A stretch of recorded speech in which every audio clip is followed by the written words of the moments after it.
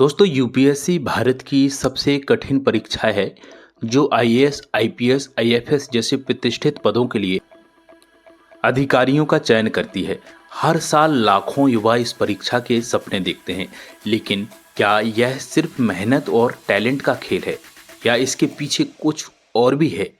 आज हम आपको बताएंगे यूपीएससी का सच, एक ऐसी हकीकत जिससे हर उम्मीदवार को वाकिफ होना जरूरी है। हर साल 10 लाख से ज़्यादा छात्र यूपीएससी का फॉर्म भरते हैं। 5 लाख के करीब प्रारंभिक परीक्षा देते हैं। सिर्फ 10,000 मुख्य परीक्षा तक पहुंच पाते हैं। 2000 से भी कम इंटरव्यू में चयन होते हैं। आखिर में 800 से 1000 के बीच में लोग सफल हो पाते हैं। मतलब ये निकलता है कि 99.9% छात्र असफल हो जाते हैं। तो आखिर सफलता की इस दौड़ में कौन जीतता है और कौन पीछे रह जाता है? यूपीएससी को भारत की सबसे निष्पक्ष, पारदर्शी परीक्षा माना जाता है, लेकिन क्या सच में कुछ मेरिट पर आधारित है? वैकेंसी की संख्या हर साल घटती है, बढ़ती है। कई बार वैकेंसी कम हो जाती है, जिससे प्रतियोगिता और कठिन हो जाती है। वैकल्पिक विषय का असमान प्रभाव, कुछ विषयों में हाई मार्किंग ट्रेंड होता है, जिससे कई बार योग्यता के बजाय विषय चयन ही तय करता है कि कौन सफल होगा, कौन नहीं। इंटरव्यू में पक्षपात के आरोप ऐसा देखने को मिलता है, सुनने को मिलता है। ये मैं नहीं कह रहा हूँ। इंटरव्यू बोर्ड में कई बार पक्षपात की बातें सामने आती हैं, जहां भाषा क्षेत्र और बैकग्राउंड के आधार पर नंबर दिए जाते हैं। क्या यह परीक्षा पूरी तरह से निष्पक्ष है या इसमें छिपे हैं कई अनकहे राज?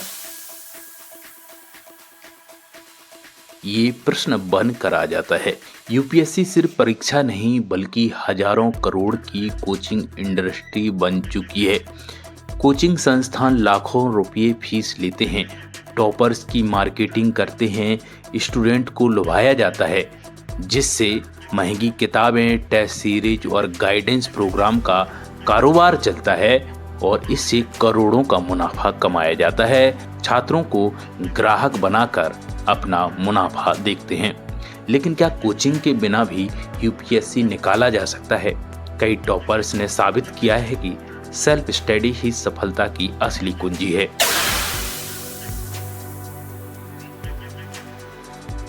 आईएएस, आईपीएस बनने के बाद भी क्या अफसरों को पूरी तरह से स्वतंत्रता मिलती है? नहीं, बिल्कुल भी नहीं। इसमें राजनीतिक दबाव होते हैं। कई अफसरों को सरकारों के हिसाब से काम करना पड़ता है। ट्रांसफर और सस्पेंशन मिलते हैं। जो अधिकारी सरकार के खिलाफ जाते हैं, उनका ट्रांसफर कर दिया जाता है। सिस्टम के अंदर भ्रष्टाचार, कुछ अफसर सिस्टम का हिस्सा बन जाते हैं और ईमानदारी से काम करने वाले अफसरों को कई बार परेशान किया जाता है। तो क्या यूपीएससी क्लियर करना ही सफलता है या असली संघर्ष उसके बाद शुरू होता है? ये सवाल बनकर फिर से खड़ा हो जाता है। अगर यूपीएससी की तैयारी कर रहे हैं तो यह बातें जरूर जान लें। कोचिंग की जगह सेल्फ स्टडी पर भरोसा करें। ट्रेंड्स और ऑप्शनल सब्जेक्ट का सही चयन करें। इंटरव्यू में ईमानदारी और आत्मविश्वास रखें। यूपीएससी को अंतिम लक्ष्य ना बनाएं, अन्य कैरियर ऑप्शन भी सोचें।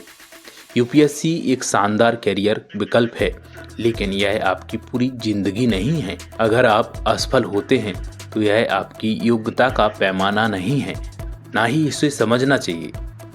निष्कर्ष क्या निकलता है? यूपीएससी की परीक्षा सिर्फ ज्ञान और मेहनत की नहीं, बल्कि मानसिक धैर्य और रणनीति की भी परीक्षा है। यह सफर आसान नहीं है, लेकिन अगर सही दिशा में तैयारी की जाए तो सफलता निश्चित है। तो दोस्तों, ये थी आज की डॉक्यूमेंट्री जो यूपीएससी के ऊपर थी।